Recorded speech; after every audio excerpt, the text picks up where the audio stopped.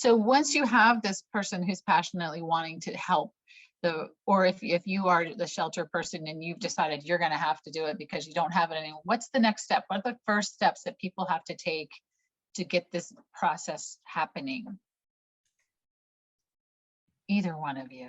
I think the first thing you've got to do with the person that's going to help you write the grant is help them understand that story. I think that's probably the most important thing, understanding that story first. And when when you're telling somebody else your story, they're able to sit there, they hear it differently than you hear it yourself, right? So they're able to pick up on things and little nuances and figure out while you're speaking how to craft that story in a way that would fit into an application and really show the need, what we really need, and really show how by giving this organization this grant, by funding this particular organization, you can change the story for this organization. You can be an agent of change, right? Because here we have this roof falling in, but if we've got this grant in order to move to a new building or put a new roof on or whatever, whatever your story may be, I think that's super important, is trying to figure out that story first. And then I think it was the first thing we did was kind of just went back and forth about what's going on at the shelter and this, that, and the other. And then at the time I had a couple of grants already in mind that I wanted to go for, that I knew we were coming up against, because this all kind of started at the end of last year. And I think we had like a deadline of like right before Thanksgiving or something for the Banfield grant. Banfield has a veterinary equipment grant. And so we decided, so I knew that one was coming up. And I was like, I had actually applied for that one maybe 1 or 2 years before. We didn't get it. So let that be a lesson. If you try again, right? If you're not successful, because I did, I tried myself, didn't get it. We did it a year or two later and we got it. And so I think the next thing after crafting the story is get your grant, pick yourself a list of grants, start with just a handful of them, and understand what your deadline is first, so that you can prioritize which ones you're going to go for based on deadline and also based on what your most important need is right now. So those are the two things I would say to prioritize your list with, because there's an unending list of grants out there. And then I think once you kind of get prioritized, then Nicole and I sort of went through the application together, question by question. And she came back and was asking me really specific things about questions. Hey, can you give me this number? Can you give me that number? How do you plan to track this? Those kind of things. And what are you currently doing now about the situation?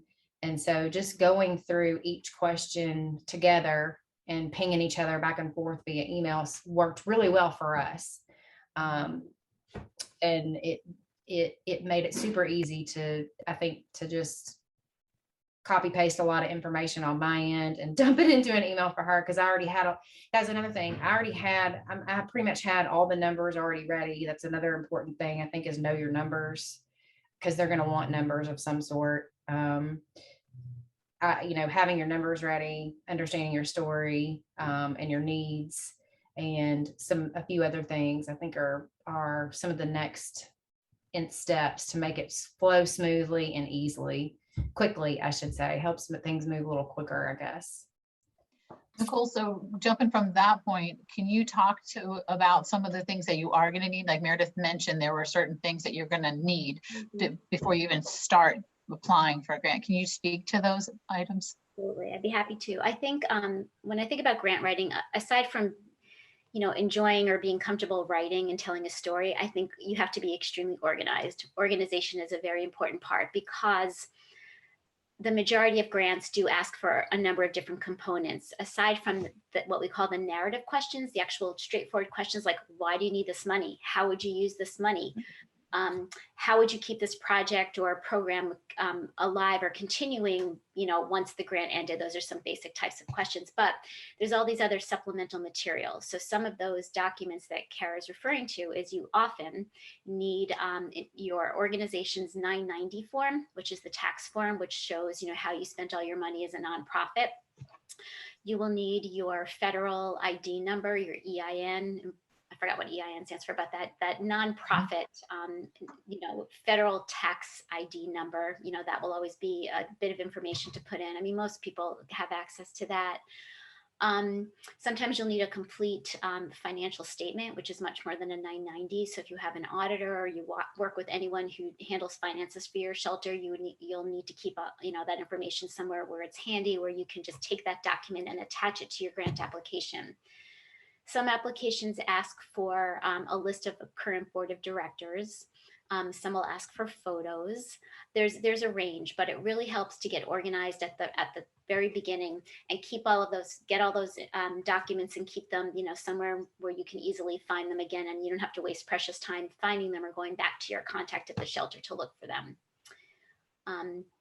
Then, touching on some of the aspects of a grant where you'll want to be organized, you'll want to create, like Meredith was talking about, that craft that kind of story or that reason why you're in need of funding. Your organization's mission statement, that's a commonly asked question on a grant application. What's the mission statement of your organization? Usually they're just looking for 1 or 2 sentences. Being concise actually really is an important tip, I think, with successful grant writing. So all those different pieces and components that I'm mentioning, not in any particular order, are all items that you'll want to keep like in a folder on your computer, and so you can remain organized. So you have all of those. And then, so from there, so if you're gathering all this stuff, you're getting all this stuff together, how do you find grant opportunities? Like, where do you begin? Meredith mentioned there are lots, right? So where do you begin if you've never done this before? I guess, I can tell you what I did. I Google. Google is your friend. But there's also, if you go to, there's a couple of websites. I think the Humane Society is one, maybe the ASPCA is a good place to start, because they've already got a pretty good list of grants compiled. Not every grant is on there, but it gives you a good place to start so that you can check each grant out and determine whether or not that's a grant you're going to qualify for, because you won't qualify for everyone, because every grant is based on some sort of project. So some of them are capital build projects, some are spay and neuter, some are diversion intake. And so you're not going to want to apply for every grant out there, but you can start with those 2 websites to get an idea of where to go. And usually what I have found is once you click on one grant and start reading, it leads you to another.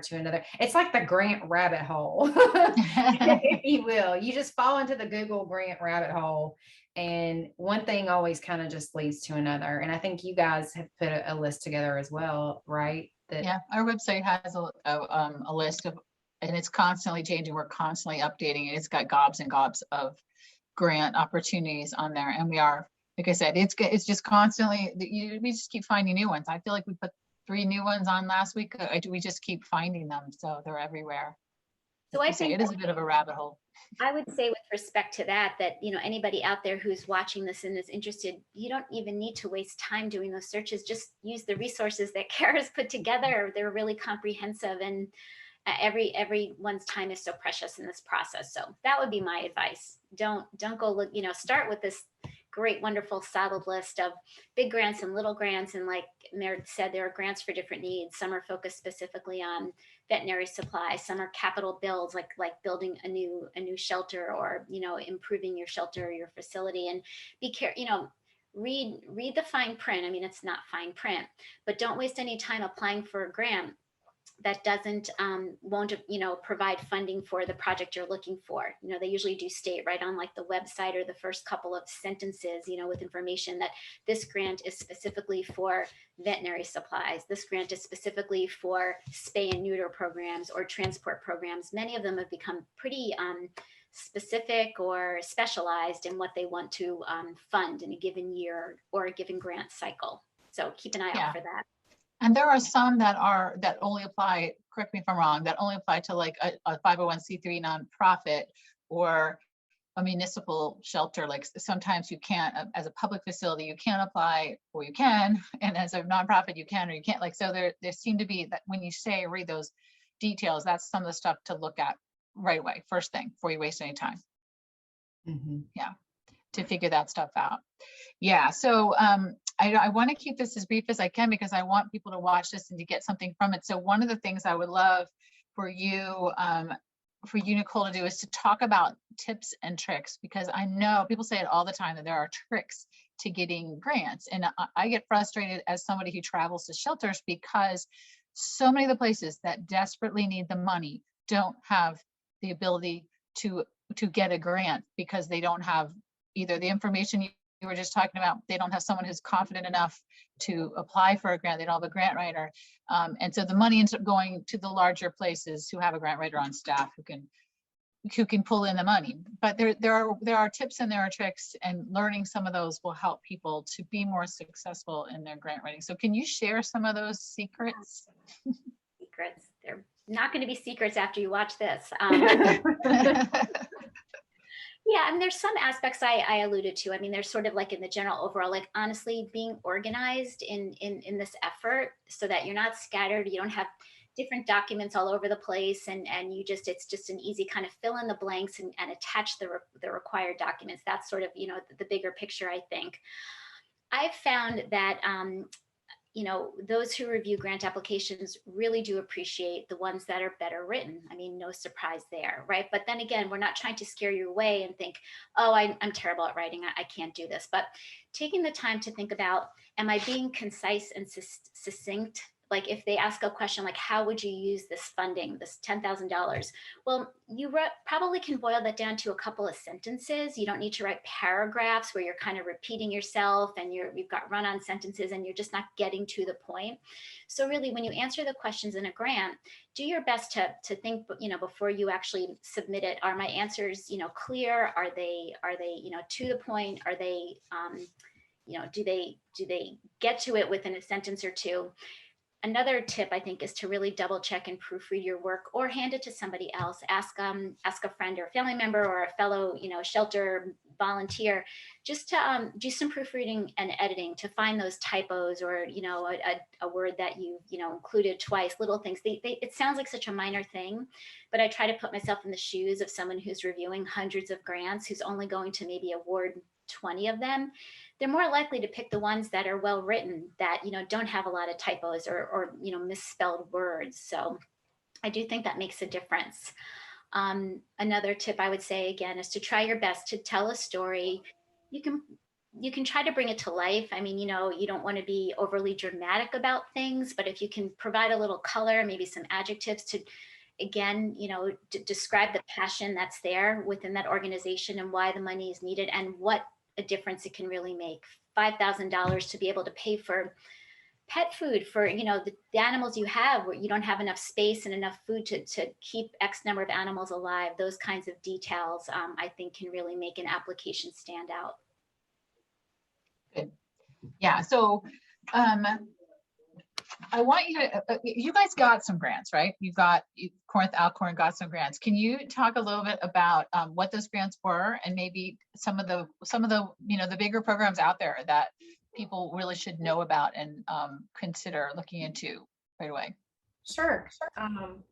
So the first grant we tackled was the Banfield Veterinary Equipment Grant, which is specifically for vet clinic spay and neuter type equipment.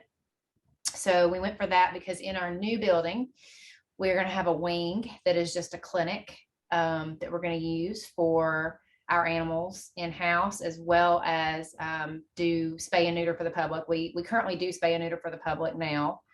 We have a low-cost spay and neuter program, but it's being done at different clinics around the city, and we're going to move all that to one location at the shelter with the same vet every week.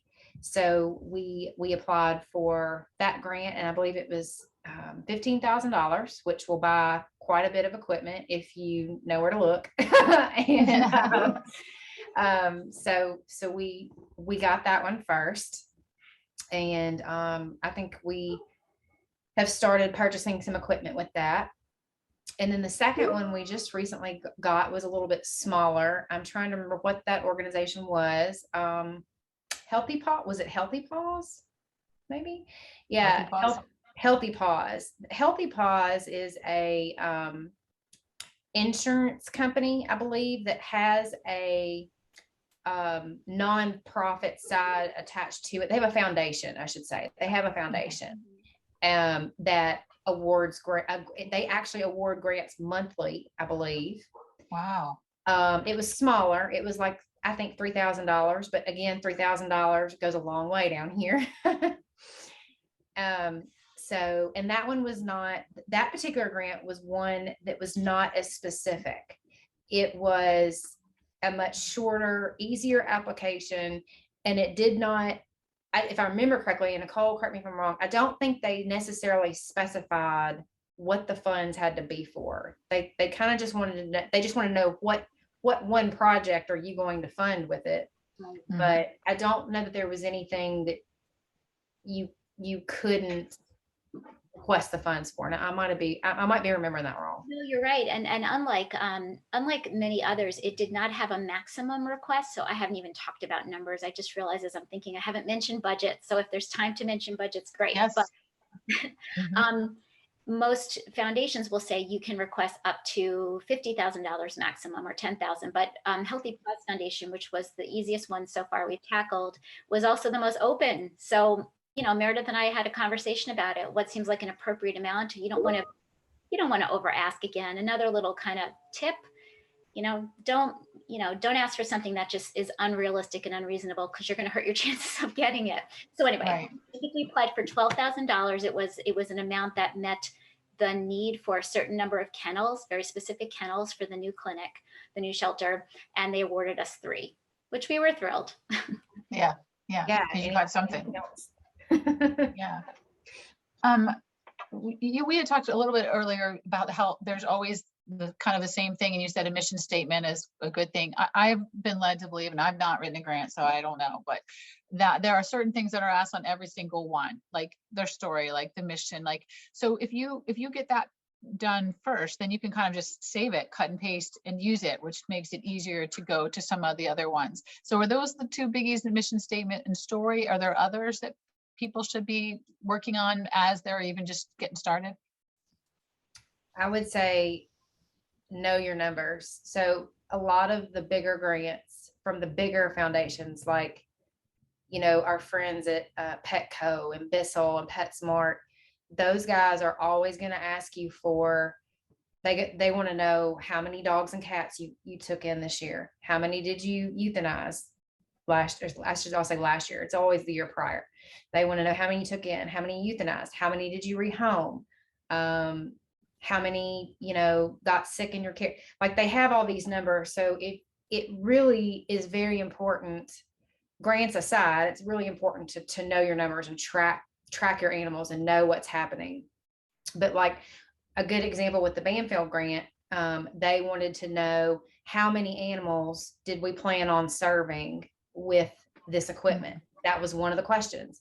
And so I based my answer to Nicole on that, based on how many animals we have spayed and neutered within our low cost program. How many animals have come through our low cost program from the public over the last 2 years? And then said, okay, we've been able to serve this many. Based on that, if we had it in-house, what can I forecast? Like, what do I think a good number is? So knowing that number was super important. So knowing your numbers on every aspect of every program that you have, if you're looking for money for a foster program, if you can tell them how many foster homes you have, how many animals you're being able to foster in a year, and how you think you could expand that program based on what you've already done with this money. Things like that, I think, are super important to go ahead and dig all that information up and have it ready, because they're the bigger the amount, the more likely it is they're going to ask you for real specific things, and numbers are always one of them so far. Yeah, and those numbers are things that if you're a shelter director or an ACO, you might have easy access to, but if you're a volunteer trying to help, then you got to start that process for getting that information from them. So those, like you said, are critical, and you're going to need them. So gathering as much data as you can ahead of time probably makes the whole thing go smoother. Yeah, and I'll just add to that. That's a great point, Meredith. Some of these larger foundations, some of the ones you've mentioned, I mean, Best Friends out in Utah, they have the Rachel Ray Save Them All and No Kill Excellence. Those are two big grants that they offer. They're an example, as well as Pedigree and Pecco. What they actually require is that you create a dashboard. You have to sign up ahead of time and be a partner of the foundation prior to even submitting an application. So it is a few extra steps, and it sounds like a hassle. And frankly, it can be a hassle. You know, you may be not have the capacity to do that. So I don't want anyone to be surprised if you run into this, but something to think about. If you have the capacity and the help and the volunteers to take the time and create your, sign up online, it's free, but, be officially you have to be a partner, and then you have to populate these data dashboards with the numbers that Meredith is talking about. That's a part of it. And my advice is, if you just don't have the ability to do all that, I don't want to say don't go for it, but maybe there's an opportunity within the grant application to explain why you haven't been able to gather those numbers. Maybe your year prior, you had 0 employees and you were basically operating with a volunteer. I mean, that's a little bit of a stretch, but I get upset when I think about the barriers that exist for the smaller shelters, the ones that Kara teaches us all about in her blogs and her books. They don't have paid employees often, or a handful, and they have no time. So maybe that's the subject of another recording. Yeah, no, but that's why those are the people that we hope will take some encouragement from this and want to do this and feel like they can. And getting registered on some of these organizations is time consuming. It is a pain, but that is something that possibly could be outsourced to a volunteer. I think pedigree grants are the same way. You have to be like on their registered on their stuff. So making that happen is, it's first steps. And there's organizations out there like Max and Neo, which is a super simple, just go on their website, fill out the form, and you can start receiving free Max and Neo stuff, leashes and collars and supplements, and I don't know what else they give out. They send those boxes out 3 times a year.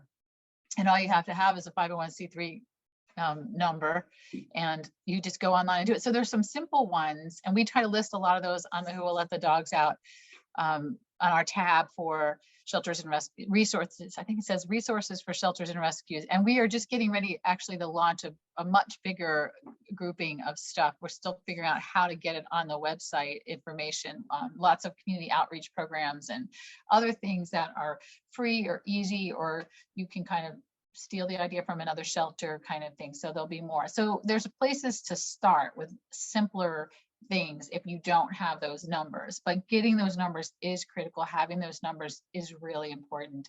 And so if you aren't tracking them, start tracking them today so that you have them. Okay, ladies, last thoughts, anything you want to add to this, just to encourage other rural, smaller shelters to go for it in the grant world? I just hope anyone who's listening will give it a shot. I really do. There's so much money out there. Like Kara said at the beginning of this, the list continues to grow.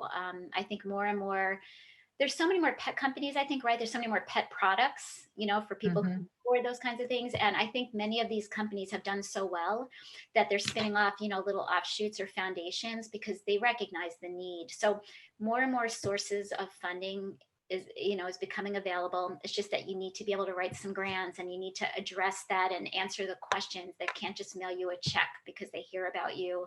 So I just encourage anyone who thinks that they can go for it in any way with any kind of help, please do. Meredith, any last thoughts? Yeah, I would say don't let the number of grants and the kinds of questions you will see on some of these applications overwhelm you or scare you, because I think they can. Because some of the bigger the grant, the more questions you'll have to answer, and the more in depth the questions are. The smaller ones, like the Healthy Paws, that was super easy to get, a handful of questions, not super detailed. So if you're starting out doing this the first time, I highly recommend doing what me and Nicole did. Is we went through some of these grant lists, like we were talking about earlier, where to find these grants. And her and I have made a detailed spreadsheet that we use of all the grants, and to help us take a step back and look at everything and what they offer on one sheet of paper, right? And go, okay, this Bissell grant here's the deadline for it. Here's how much they award. Here's the projects they award for. And then, here is some of the requirements, and can we, and so it's easier if you go about it systematically, if you're able to go about it systematically in just an Excel spreadsheet and get it all there in front of you, so you can easily pick which grants to go for, and you've got all your deadlines in one place. So you can go, okay, here's this grant deadline is in 6 months. Go ahead, if you can read, if they have the application already out there, go ahead and read through it, figure out what you need so that you can start working on it as soon as possible, so that you don't come up against a deadline and feel stressed and overwhelmed and like, oh my gosh, this is impossible. I'll never get this done because it's due in 2 weeks. So I would say get you a list together and know what your deadlines are, and go ahead and start trying to figure out which grants you can apply for months ahead of time, if possible, so that you don't run the risk of, overdoing it and burning out on it. I think people that try to do it sometimes do get burned out on it, because it just seems super overwhelming when you're having to look at a page online that's got 15 different links to different grants, and you've got to click on each one. It's just a little bit easier if you can get a little bit of information from each one and dump it in a spreadsheet and have it ready to go. I think that would be, it's helped me anyway. But I also am I love Excel and I love spreadsheets. So,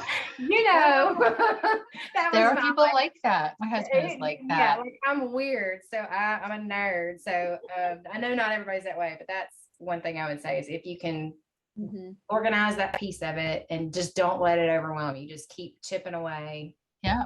That's the way you do anything big, a little bit at a time, a little bit more each day. It's how you write a book. Chip away.